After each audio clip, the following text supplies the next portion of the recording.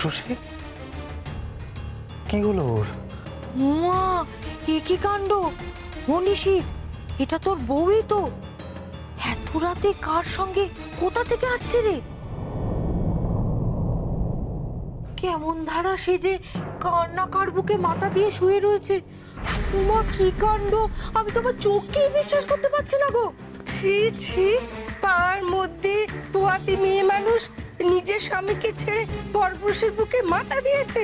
দেখে তো আমারই লজ্জা করছে। মরে যাই মরে যাই। এটা কি করে সম্ভব? মনীষিত, তুই যে একবারে আকাশ থেকে পড়লি বাবা।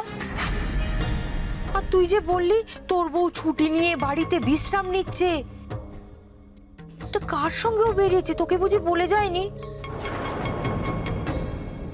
এটা কিন্তু তোর ভারী অন্যায়। নিজের ব্যবসা নিয়ে তুই এত ব্যস্ত, বউটার উপর একটু নজর পর্যন্ত দিতে পারিস না? ছি ছি ছি ছি ছি ছি। তোহাই ফুলছেটি, এরকম অশোভন কথা বলবেন না। বাবা, কালে কালে কত কি হলো, পুলি পিঠেরও নেজ গজালো। চোখ রাঙাচ্ছিস কাকে? চোখের সামনে যা দেখছি তাই বলছি। এসব অনাচার দেখে আমি মুখে কুলু পেটে থাকতে পারবো না, তাই না গো দিদি? তাই তো, যা দেখছি তা যদি খারাপ লাগে বলতে পারবো না? এ তো দেখছি চুরির মায়ের বড় গলা।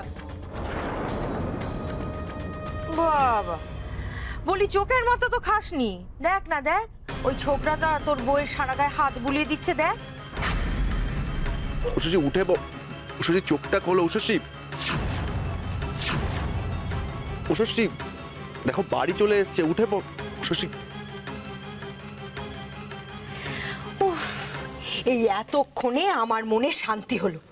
বড় ছেলের ঘরে জোড়া নাতি নাতনির মুখে ঠাকুমা ডাক শুনবে বলে ওই নতুন বউ একবারে আনন্দে ডগমগ ছিল না, সব আনন্দ এখন মাটিতে মিশে যাবে।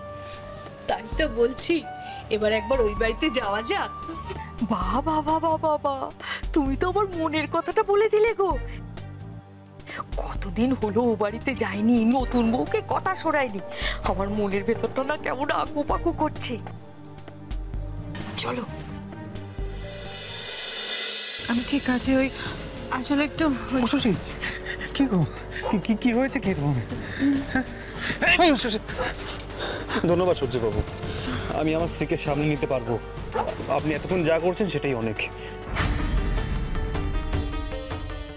শিওর, তবে ওর একটু খেয়াল রাখুন।